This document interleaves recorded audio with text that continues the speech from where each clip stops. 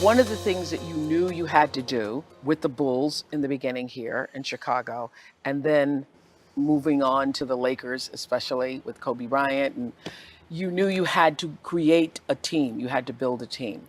And one of the ways you did that was the one breath, one mind. Can you explain how, and what did the guys think of you coming in with your Zen stuff? Here you are. I never couched it in Zen stuff. I approached it with mindfulness. Mindfulness, yes. A lot of our players in the NBA are from deeply religious families, very much like my background. Yes, yeah. And, anything that would be a conflict of their religious beliefs, I didn't want to touch or get them upset about it. And Isn't it interesting how you knew that because you'd come from that? Exactly. Yes. Exactly. Yes. So we talked about mindfulness as being, as much as we pump iron and we run to build our strength up, we need to build our mental strength up. We need to build our mental strength so we can focus, get one-pointed attention, and so that we can be in concert with one another in times of need. Mm-hmm. When you come off the court, you've had a bad call, things going wrong for you, you sit on the bench, you take a breath, and you reseat yourself, you reset yourself. And you do that through this mindfulness. You just come right back in and collect yourself. So we practiced mindfulness, is what you have to do. So you would literally have the guys sit in stillness. That's right. Meditating. That's right.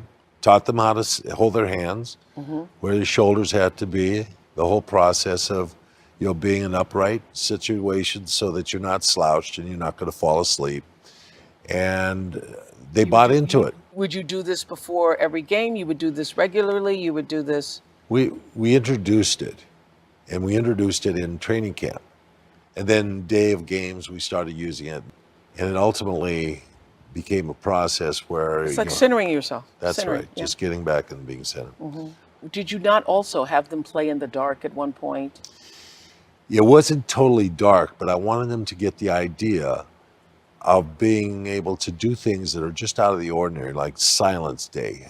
You have a day of just silence. There's a lot of chatter in basketball, and rightfully you want players to be talking to each other and communicating with each other. But sometimes in practice it gets too verbose and guys are yelling and having fun with each other and teasing each other. So I tried to take things out of the ordinary and make them something special so they'd understand the difference. And so were the guys receptive in the beginning to these new ideas about mindfulness and being able to master the game from the inner?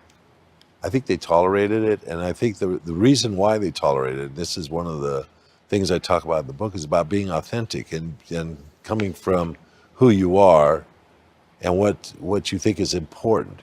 I mean, Oprah, I tried Tai Chi with the players. They were doing Tai Chi, and we tried yoga. We tried a bunch of things that didn't stick. The players were like, I'm too tired after practice to do yoga. I've got tendonitis of the knee. I can't get in a position that's right for Tai Chi. But I wanted to give them opportunities to explore some of those things. But what did stick was meditation. That was always something that was able to stick with these guys. So powerful. Yeah. And then you move on to the Lakers. Were your mindfulness practices as embraced as they had been in Chicago? I think those guys would have laid down and let me run on top of them or something when I first got. They were very, very receptive. There was hiccups along the way, without a doubt. But as far as being willing learners with an open mind, they're very accommodating for me, and I'm very gracious and glad about that. You actually say in the book that, driving a basketball down the court could be one of the most mundane, day-to-day, boring, as you describe it, activities, but being able to find the sacred in that. Yes. Yeah. To put spirit into it. You have Put to get spirit into spirit it. back into things. Yeah.